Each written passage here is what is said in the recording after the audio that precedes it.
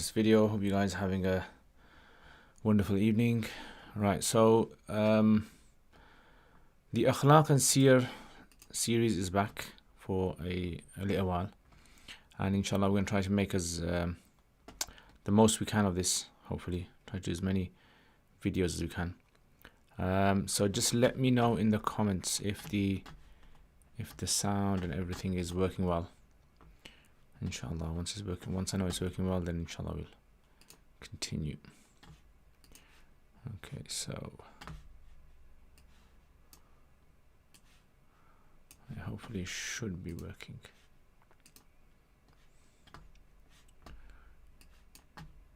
Alright, so okay, I think we stopped. It was at sound is sound, yeah, alhamdulillah. Okay, so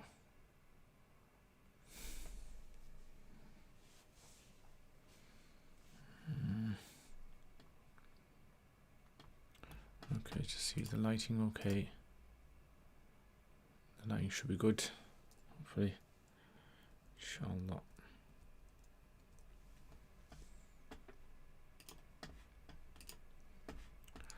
Right, let's start then.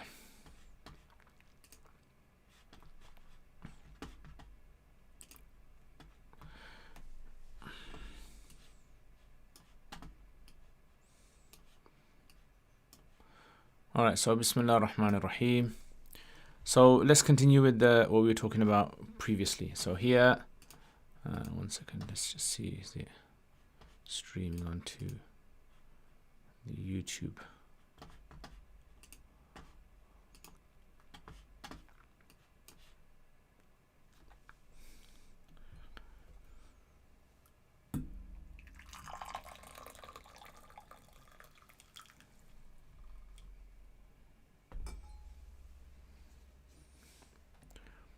Okay, that's excellent. All right, so it's working there then. All right, so Bismillah ar-Rahman ar-Rahim. So let's continue then. So here we are talking about the section with regards to staying in the company of people, and Imam Ibn Hazm rahimahullah here gives us sort of like guidelines, understanding for how these sort of like issues that we have in our society, how they can be due to just sitting with people, problems you can have in our lives. A lot of it actually stems from the company that we keep. So he says فصل من أهم العيوب مجالسة الناس. He says from the most important, or the most important flaws or defects when sitting in the company of people. Right, so what are the most important points you need to understand, or the most important flaws that you need to be aware of? So he says, لو لم يكن في مجالسة الناس, if it was not for مجالسة الناس, sitting in the company of people, except for two faults, two aibs, right? So two defects. لكفايا means that it would have been sufficient.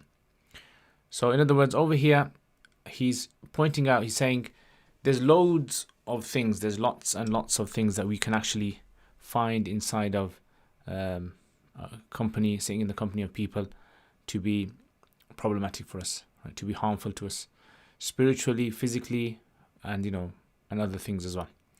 But he says there's two faults which, if you just look at those two faults are sufficient to deter you from sitting in the company of people. Right? So those two faults. So we have to understand this in the sense that, look, we are human beings, and as human beings we have to sit in the company of other human beings. We sit in the company of our parents, our spouses, our children, our neighbors, even work colleagues, school, college, university, madrasa colleagues, and other acquaintances as well. However, whenever we have some sort of like, whenever we interact with anything in the world, there's always going to be pros and cons, right? We have to understand that. If, for example, like if you buy a car, you know, you are going to have cons which you didn't have or you wouldn't have if you didn't have a car, right? If you're going to buy a mobile phone, you're going to have cons which you wouldn't have if you didn't buy a phone. If you buy a house, you're going to have cons in there, problems, stress, other things which you wouldn't really have if you didn't buy a house, right? So these are kind of things like, you know, there's no sort of like, there's no escape from these sort of matters. You have to kind of interact with people. There's no real way or practical way for human beings to live on earth without interaction. So we have to interact with each other. And the Quran also mentions to us about interactions being something which are testing. Yeah, atasbiruna وَجَعَلْنَا بَعْضَكُمْ لِبَعْضٍ فِتْنَةً أَتَصْبِرُونَ. So we've made some of you tests or tribulations for others. Are you going to have patience? So here he says there's two things that he's found. Number one, أحدهما الاسترسال عند الأنس بالأسرار المهلكة القاتلة. الاسترسال, he means letting loose. Yeah, استرسل يسترسل literally means to drape curtains or to drop something down.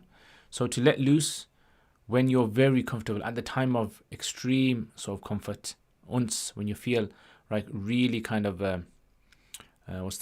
comfortable, or you feel like you're relaxed, or you can open up. Bil asrari, with destructive secrets, al qatila, that can actually kill. What does this mean? So it means that all of us have secrets, right? We all have secrets. We all are human beings. And if you're a human being, you are going to come with secrets. There's going to be things that you've done. There's going to be things that you've heard. There's going to be things that you witnessed, which if other people find out about that, it's going to destroy your relationship with them. And not only that, it can also harm you spiritually. It can harm you physically as well and have consequences. So he's basically saying that when a person is extremely comfortable, right, extremely familiar or becomes accustomed to someone, then what happens is you lower your defenses. So for example, like let's say I sit in your company, like now I'm sitting in your company. When I sit in your company, depending on how comfortable I am with you, I am going to become very relaxed. And then I'll start to tell you things that I wouldn't tell people, you know, on the street. So if I was going to, let's say, the supermarket, or I was going outside on the street or waiting at the bus stop, I'm not going to be telling people things about myself. Very, very small, or rarely I will tell anyone. So that's one type of interaction we have with people. And then you might have interaction with someone, for example, you might go to visit your relatives. You don't become extremely comfortable with them, but you kind of like start to tell them, maybe like you lower your defenses, let's say 30-40% defenses are lowered. So you're kind of talking more about personal matters, private issues to them. And then, for example, like you might confide in someone, right? There might be someone that you really confide in, and you sit with them, and then you kind of like tell them more things. And then there might be that special person, or that you find that you can tell them anything, right? That's on your mind, that's in your heart. And, you know, you feel very comfortable sort of discussing things with them. So he says, what can happen is when you sit in the company of people, depending on how much your defenses are lowered, you might expose some of those secrets or those kind of private matters, which can become later on haunt you again, right? Become destructive for you. So you got to be careful, right? And humans find it very difficult to be able to hold back. Some people might be people who are very, very easily open up to other people and start telling them all sorts of things. And other people might be quite reserved. Okay, so he's saying istirsal in the uns bil asrar. He's saying that letting go at the time of feeling comfortable, bil asrar al muhlika, with destructive secrets. Lawla al mujalasa, if it wasn't for that sitting. And I always mention this, like for example, like a WhatsApp group, or you have someone that you chat with on WhatsApp or on social media privately. You know, you might end up with the conversations, end up telling them things, showing them things, doing things which you would never ever have done if it wasn't for that particular sort of setting. Yeah, so لولا المجالسة, if it was not for mujalasa, لم يبح بها البائح. So لم يبح means it wouldn't have told. No one would have told that particular type of secret. The nature of that secret or that private matter was such that you wouldn't have told anyone. But because of that setting, the setting kind of opened you up and just allowed you to say things which later on, you regret. So he's saying that's one of the problems, right? And a lot of people have got themselves into a lot of trouble simply because they just opened up too much to certain people, right? Sometimes you might feel as though this is the right person to open up to, but then later on, a week later, a month later, a year later, 10 years later even, you realize you shouldn't have told them that, right? And this is something, unfortunately, that happens in society, right? And that's why privacy and also backbiting and other things are prohibited in the Sharia, because these are the kind of things that can actually result from too much sort of delving into other people's privacy. والثاني, he says, the second issue is مواقعة الغلبة المهلكة في الآخرة. Is مواقعة means that a person falls into al-ghalaba, like dominating, destructive domination in the hereafter. How can a person fall into destructive domination just in a conversation? Just you're chatting with someone on WhatsApp or even other things. And this is why we have to be very careful with social media, I think, because social media is it kind of like, it doesn't show you facial expressions, right? It doesn't show you, so a person can easily become extremely open with someone on social media, and they would never ever become that open and tell their private things to someone if it was in a setting like, for example, meeting face to face. Probably they wouldn't have gone that far. So muwaqatul ghalaba could be something like, for example, a person is chatting with someone and then they start to become jealous of them. They start to envy them. They might have said something, they start to hate them. They hold a grudge against them. Or anything of that sort. They've said something to them which has really annoyed them, right? And then you're thinking to yourself, if I could rewind time and, I wish I hadn't told that person that particular thing, because now that's led to them thinking bad of me, or for example, that's led to them wanting to take the things that Allah has given me. So number one, it can result in a person becoming jealous of you because you've kind of told them secret things about yourself. And then that person begins to envy, that envy begins to grow in their heart, and then eventually it starts to, cause problems. Another thing they say is, for example, like theft as well. So for example, you might become very open with someone, start telling them private things, and then the other person might take advantage of you and start to use you, start to abuse you, right? Start to steal from you, start to blackmail you, start to,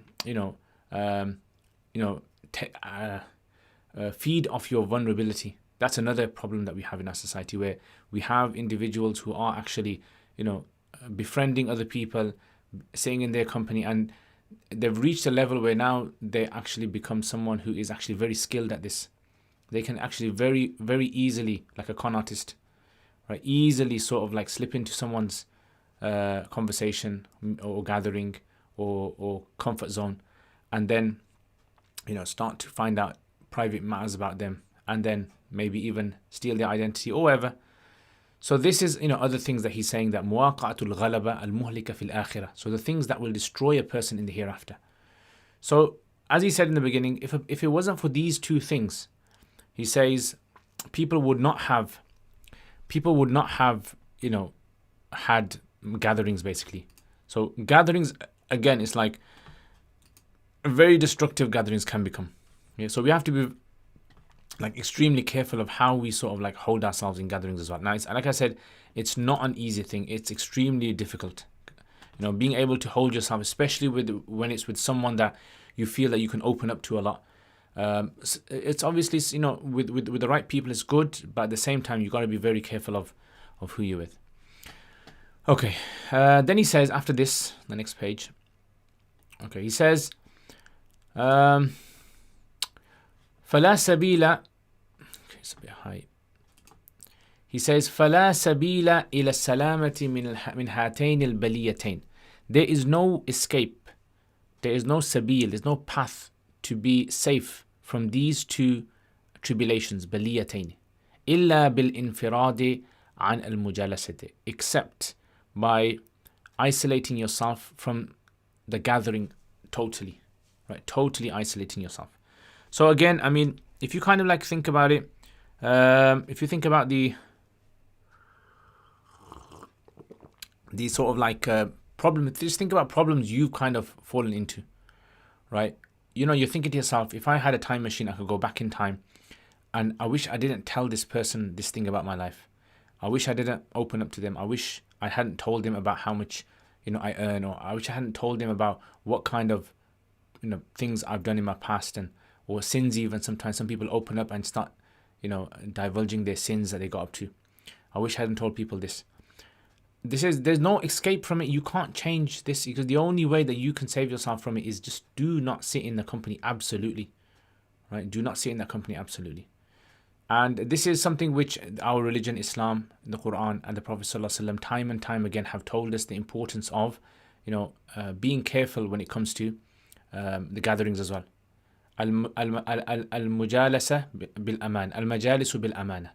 In the hadith it comes that gatherings are considered to be trusted. Yeah, all gatherings are trusted. If you have a conversation with someone, you need to remember you're not supposed to go and divulge whatever you heard in that gathering to another person. You're not supposed to do that. And you're supposed to get permission from the other person. If you know that person doesn't mind, that's fine. But generally, you're not supposed to go and tell other people what you've read in a chat, a WhatsApp chat, or what a private conversation you've had with someone. Unless that person is totally fine with that statement being publicly said, you know, we have to be very careful about these kind of things. And likewise, you know, when it comes to the Quran as well, the Quran tells us about the importance of,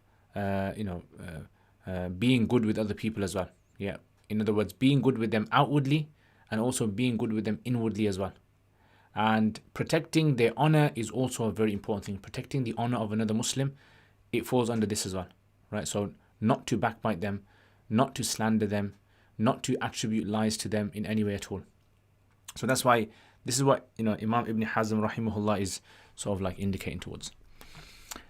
Anyway, I think that's a very important like topic, that is, and you can tell that there's lots more that can be said about this, but he's kind of nicely summed it up into two nice points. Yeah, which is, the first is that, you know, it's something which can result in like destruction. It can result to your own spiritual and physical destruction in this world, and also it can result in other people taking advantage of you and destruction hereafter. Also, this could also be something which, you know, it feeds into your ego as well. So sometimes, what I mean by this is, sometimes when you kind of get very close to someone and you kind of become very sort of like private with them, what can tend to happen is you might actually be tempted to harm them. Yeah, you might be tempted to abuse them. You might be tempted to prey on their vulnerability, their weaknesses. So that's where you have to be very careful as well. Yeah. So again, just because, you know, just because that, you know, you might think the other person is being addressed here, in reality it could be addressing for us as well, right? So we have to be very careful with these kind of things. Okay, next, faslun ta'ajjal bil a'mal as-salihah. Ta'ajjal means hasten to do good deeds. So he's got two chapters over here. The first one is hasten to do good deeds, and the second one is do not belittle any good action at all. So the first thing he says is ta'ajjal bil a'mal as-salihah. Right? So ta'ajjal means hasten to do good deeds. If you're gonna like do an action, for example, let's say sometimes it happens to me. For instance, like I want to, let's say, I want to maybe pray 2 rakats of nafil. I've just got this like idea, you know what, I feel like praying 2 rakats of nafil. I feel like reading a few pages of Quran. I feel like, maybe like reading a book or something. I feel like, listening to a talk or anything like that. So these like short bursts of inspiration that we get, we have to remember these are from Allah, right? Definitely from Allah. Yeah, and when these opportunities come to us from Allah, it's like someone knocking at the door. Like when someone knocks at the door, you have to quickly go and open the door. If you don't go and open the door, they'll walk away. They'll leave your house. and then you've lost the opportunity. So imagine someone's coming to your door and they're giving you, £1,000,000, right? They're coming to your house. You knock on the door. All you have to do is open the door and you get the £1,000,000. How many times would a person drop everything that they're doing to be able to do that, right? So in other words, hastening to do good deeds is also considered to be something which is very important. Why? So he says, لا تحقرن شيئا من عمل غد. Do not belittle any action that's supposed to be done tomorrow. أن تحققه, to make that thing happen, بأن تعجله اليوم, such that you bring the action forward, right? So you advance the action forward today. How? So for example, like let's say you think to yourself, tomorrow I'll do this. You know what? Tomorrow I'll read and answer that email. You know what? Tomorrow I'll read some more Quran. Or you know what? Tomorrow I'll get up for tahajjud. Or you know what? Tomorrow I'll get to the masjid early. This kind of like tomorrow is also considered to be tasweef of shaitan. This is like one of shaitan's, so like one of those, what do you call it? These, tasweef, sawwafa yusawifu in Arabic literally means like sofa. Don't worry, later on, leave it later. Yeah, so what's that word? I keep forgetting. The word where, when people, students do it basically, they leave all of their revision to last moment, right? They kind of like, you suppose, you know that you got an exam in a month, and then you say, you know what, I'm okay, I'll rest today, nice rest today, and then I'll start tomorrow. And then tomorrow comes, and then you say, you know what, I'll rest today, properly rest today, fully rest, and 100% tomorrow, first thing early in the morning, bang on, I'm going to start early in the morning and start reading my books. And then it gets delayed. I forgot what that word is. And anyway, if any of you guys remember that word, just put it in the comments. But you know what I'm talking about, don't you? Right, so this sort of like delaying of the action, unnecessary delaying of the actions. This is also from the whispers of shaitan as well. So we have to be very careful when it comes to how we organize ourselves. So organizing yourself is very, very important. So he says, do not belittle any action to do it tomorrow that you're supposed to do, that you do it today. وَإِنْ قَلَّ, even if the action is small. Like even if the action is really small, don't think to yourself, you know what, actually I'll do it tomorrow. I'll leave it till tomorrow. فَإِنَّ, why? Because إِنَّ مِنْ قَلِيلِ الْأَعْمَالِ يَجْتَمِعُ كَثِيرُهَا. Because from small actions collect lots of actions. Yeah. So what does this mean then? So this can mean two possible things. So one of the things that it can mean is this. إِنَّ مِنْ قَلِيلِ الْأَعْمَالِ, like if you keep on delaying an action, procrastination, that's the word. I just keep forgetting that word. I think I'm probably an expert at procrastinating. So that's why, I keep forgetting it. So jazakallah barakallah feek. So there's two possible meanings of this. So one is, if you keep on delaying work for tomorrow, what's going to happen is you're going to have so much work piled up that you won't be able to do all of it, right? So it's like, for example, like your room's dirty, right? And then you throw one piece of paper on the floor, and you don't worry, I'll pick it up later. And then there's another piece of paper, you throw that on the floor, I'll pick that up later. And it's a little rubbish, you throw that on the floor. And so many small little pieces of rubbish that you throw on the floor that your mind doesn't really kind of register that you have to pick all of it up, So you think it's small, but it could be big. The same goes with small little pebbles. So there might be small little pebble stones where you might just throw them right into the road. And you think, what, don't worry, no one will mind. But then when you throw more and more and more, eventually it piles up and it becomes a mountain. Right? So the same thing can happen with actions as well. So this is one interpretation that we can have of this, of what he means here. A second meaning of this that we can take over here is that, small little actions that you do now can actually, what they can do is they can actually motivate a person to do more. And I'll give you an example of this. Sometimes, for instance, what happens to me is I might be sitting down, I might think to myself, shall I start my reading? And then I think, you know what? I've got loads of reading to do. I'll just leave it till tomorrow. But one trick I sometimes trick myself with, and I learned this on one of these tutorials online, right, about, self-improvement. So one of the things that you possibly can do is this, or I do, is just trick yourself. Say to yourself, okay, you know what, I'm just going to read for 2 minutes, that's all, and time myself. Right, get my phone out, put the time on, and then just say, only for 2 minutes, and then I'm gonna rest, I don't care. So once you get prepared and you open the book and you put your timer on and you read for 2 minutes, you'll find that that 2 minutes is going to lead to 5 minutes and 10 minutes, and then eventually, longer and longer. So small actions, what they tend to do, they're like magnetic. I imagine them like magnetic. They attract other actions, right? And eventually you'll be doing more and more and more. So make everything bite size.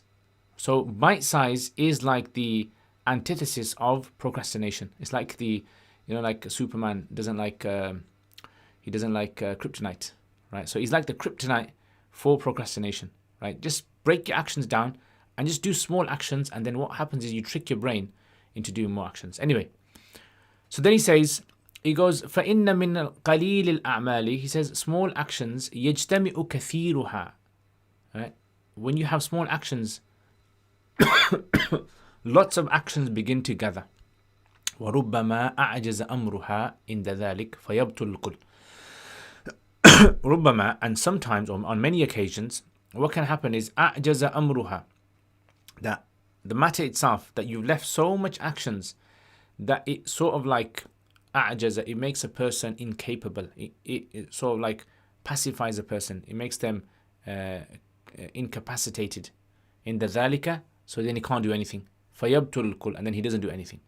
So you might, for example, like have yourself, let's say, for instance, you might have, your to-do list. And, you try this yourselves. I always kind of like get, messed up in this. So the to-do list is like you say, okay, later on, I got to do this. I've got to do this. I've got to do this. I've got to. And then when the later on comes, you're looking at all the lists and you're thinking, whoa, this is a massive list. How am I going to get this done? So what you've done is actually you fooled yourself early on. You fooled yourself into thinking that later on, some magical thing, I'm going to have more time later on than I'm going to have now. And then when later on comes, your brain hasn't registered, hasn't done the maths, and hasn't worked out that no, you don't have enough time. Your time is exactly the same time as you had yesterday. But it's just that you thought that this made you feel better, and it wasn't worth it. So he says this is what can happen. Yeah, so أعجز أمرها عند ذلك فيبطل الكل. So therefore, all of that would become batil. Yeah, all you would end up doing nothing at all. Okay, so that one's done. Then he says, فصل لا تحقر عملا صالحا. He says, okay, so one of the things when we kind of hear about people doing these sort of like management courses or self-improvement, self-rectification, leadership courses, if you kind of really break down what they're kind of really saying, those are concepts and principles that Islam has already told us, right? Islam has told us these things, but because we haven't really thought about them in today's time, right? We haven't really kind of like seen them, how they can really apply in a practical way in today's era. It's like we just think that they're just theoretical things. But in reality, intention, patience, gratitude to Allah, all of these things, you can have someone who is a non-Muslim, can take all these concepts, put them into a very beautifully presented talk, and it'll get loads of hits. And people will think, whoa, this guy is so sophisticated. But then when you think about it, you thought, well, this is exactly what our predecessors were saying to us, early generation was actually saying to us. But it was simply that we didn't understand the packaging, how it was supposed to be packaged. Yeah. So, going back to this, in our times today, it's very, very easy to do things if we schedule. Scheduling things, having practical schedules, things that we can learn a lot of this online as well. So on YouTube, there's like lots and lots of resources free to available for people. And there's lots of books that people have written on habits, on how people can, create habits in themselves. There's also a book called Atomic Habits, which is also a very good book for developing inside yourself very strong habits, right? So it's like people have actually done studies in working out how humans gain habits. How does something become a habit inside of you? And it's not rocket science, right? And it's not magical at all. It's just simply organizing your time. And if you think about it, that's what Islam has always been telling us. Organize your time with the 5 times salats, right? Humans, Muslims around the world can become extremely organized, right? You have 5 excellent times that you have to prioritize in your day. And then if you prioritize those, you can prioritize things, therefore, around those. You can schedule things around those. You can have, for example, like things you do before Fajr, things you do after Fajr, before Dhuhr, after Dhuhr, before Asr, after Asr, and so forth. Right? So being extremely sort of like routined is a very good way of gaining the barakah of Allah subhanahu wa ta'ala. Divide and conquer big tasks into small tasks. Definitely. Excellent. That's definitely. Eat that frog. Get more of the important things done. Okay, is that a book? Yeah. Excellent. Excellent. I'll check that one out. But you get the idea, don't you? The idea is basically where Ibn Hazm is kind of like just showing you, look, it's something which, as a Muslim, you need to be very, very organized. And Imam Ibn Hazm is like the kind of books that he's written. He's written massive, voluminous books. And you're thinking this guy had mastered, the art of routine, right? Some people have mastered the art of routine. And that's what we need as Muslims in today's times. We need to master the art of routine. We need to become people who are productive people, right? Becoming productive. You become productive, you're going to get quality in your time. You're gonna achieve things. You're gonna feel good at the end of the day, right? Because when you know you've accomplished the things that you have put down for yourself, it really sort of like gives you this feel good factor at the end of the day. And if you haven't done anything for days, what's gonna happen is you're gonna feel sluggish inside. You'll feel lazy. And it just kind of like it sort of like it overflows into all the other days, right? And it can actually become contagious with other people as well. So you have to kind of sort yourself in that area. Okay, we'll do one last one and then we'll finish. Okay, the next one is Faslun La tahqir amalan salihan. He says, do not belittle any good action at all. Do not belittle any good action. And I think this is probably more important than the previous one. And there are many like examples of this, right, in our times today, and also in like the Quran and in the Hadith as well of the Prophet sallallahu alaihi wasallam, where what tends to happen is if someone is very, very passionate about something, they will not leave one stone unturned. You'll find this with people, right? Someone who is very passionate about learning about a particular field, whatever that field may be, that person will try to learn from everyone whatever they can. Yet no stone left unturned. I think probably that would be a good way to sort of like summarize it, is that do not leave any small action as being insignificant. Do not do that at all, because what happens with human mind is that the humans, they like going for the big things, right? Because they want quick results. You want quick results, and marketeers out there, people who are experts in marketing, this is what they feed off. What they basically do is they'll see a person and they know that this person, he wants to make lots of money. He's not interested in making small amounts of money. But what the thing you have to remember is sometimes you have to start small.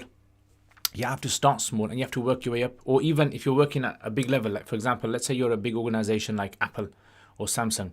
If you said, right, my market is simply just going to be the very rich people, the people who can afford phones over £700, £800 phones, we're just going to market them, right? We're not going to look at the other people.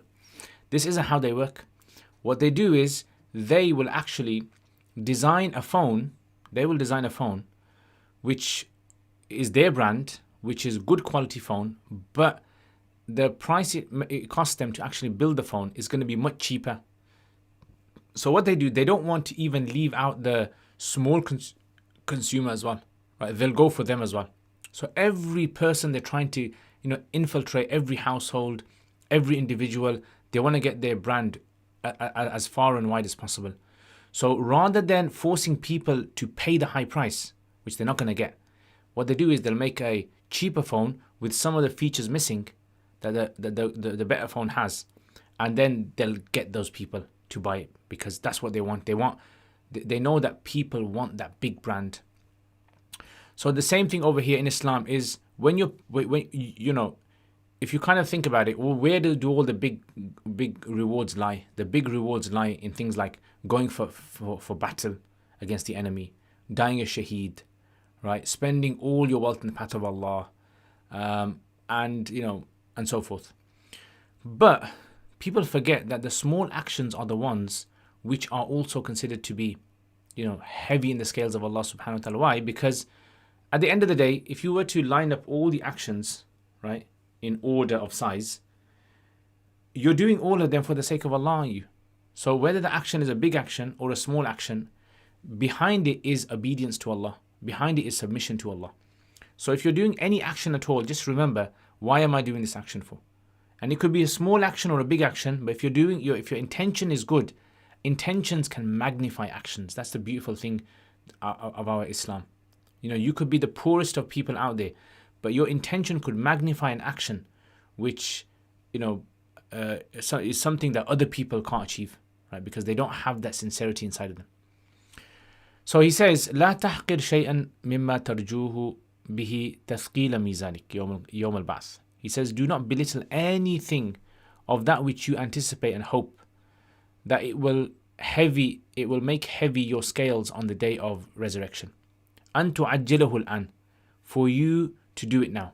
Meaning, basically, do not think any small action is not worthy of being done now. You should always believe every action is going to be something which can make that extra, that weight that will enter you into paradise on the day of judgment. وَإِنْ قَلَّ, he says, even if it is a small action, فَإِنَّهُ يَحُتُّ عَنْكَ كَثِيرًا. He says, because those small little actions that you do, he says, they will obliterate, they will remove, and they will decimate. كثيرا لو اجتمع لقذف بك في النار. He says they will obliterate the masses that you've hoarded away of sins that will put you into the fire. So let me explain it a different way. So imagine there's a guy, and this person has committed lots of bad things in their life, right? And on the day of Qiyamah, their actions are being weighed, and they've got so much heavy actions which are destructive, taking them to the fire of Jahannam. But if this person in the world has done small little things, and those small little things gathered up over time, they gathered and they gathered and they gathered and they gathered, eventually these small things would become so big that they could even wipe out all of those things that were destructive. So I'll give you an example like in today's times. Sometimes you have these apps that you can get, and what the app basically does, it's like a money saving app. So every time you go to the shops to buy something, every item you buy, like 1 penny, it'll put to the side. It banks it, saves it for you. You always do this. Now, the good thing about this is you don't think about the small amount that you're saving. But after a few years, when you're in a dire situation where you really need cash, and then all of a sudden you realize you've been saving up these small little pennies, what happens is that those pennies are the things that help you in life, because now they're not pennies anymore. You've collected so much that they've actually become like a large sum of wealth. And that is something which actually now is really, really useful to you. So that's a good example of today. Another example is like the concept of, like a pension, where your manager or your boss takes a small amount from your salary and then saves it up for you. And then eventually when you reach the age of retirement, what happens is, you need money to support yourself. And then you realize that you've got so much saved up all those years, the small amount, that helps you.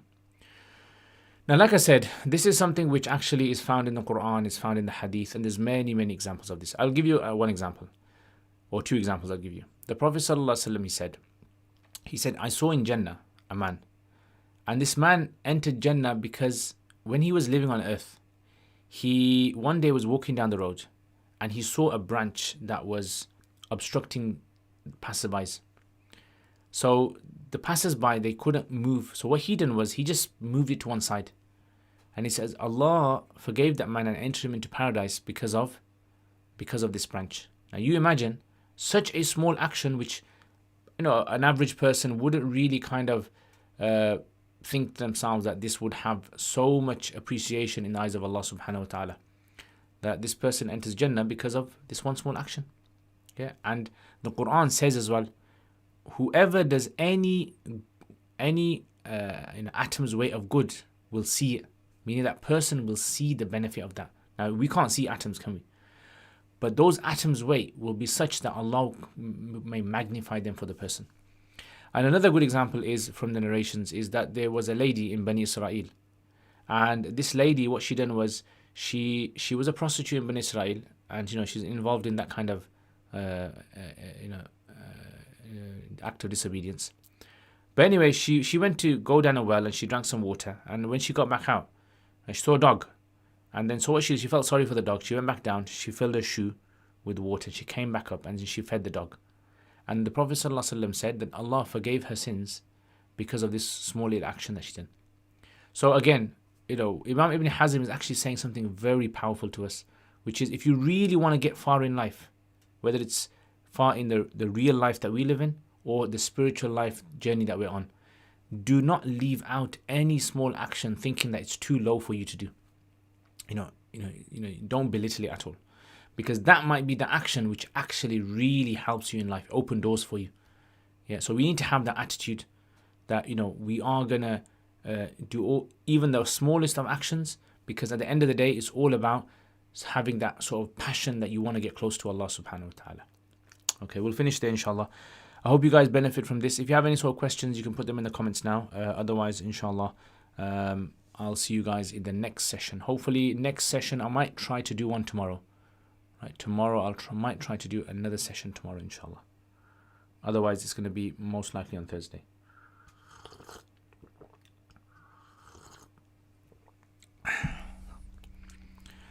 Ya Allah. Yeah, no questions? Alright guys, Jazakumullah khair, and I will see you guys next time. Assalamu alaikum wa rahmatullahi wa barakatuh.